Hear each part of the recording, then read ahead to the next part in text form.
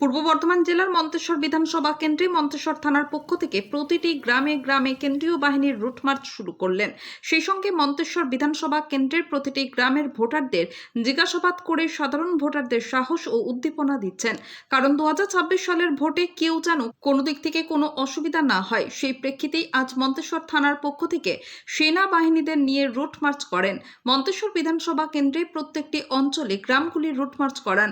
সেই সঙ্গে বুধবার সকাল থেকে ভারুচা, পাটকেলডাঙ্গা, সিংহালি, কামরা, মামুদপুর, রায়গ্রাম, তৈয়বপুর, বাসুদেবপুর, বসন্তপুর ও বরুণা গ্রামে কেন্দ্রীয় বাহিনীর ও মন্তেশ্বর থানার আধিকারিক অফিসারদের সহযোগিতায় রুট মার্চ করলেন।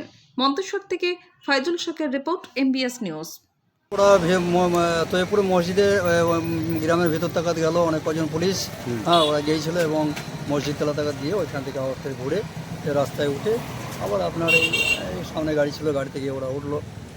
পুলিশ প্রশাসন ওরাই ছিলেন, কেন্দ্র বাহিনী। হ্যাঁ, সবাই একসঙ্গে জোট হয়ে এই যে ঝুট ঝামেলা হয়েছে কি না সব না, কিছুই হয়নি, শান্তভাবে।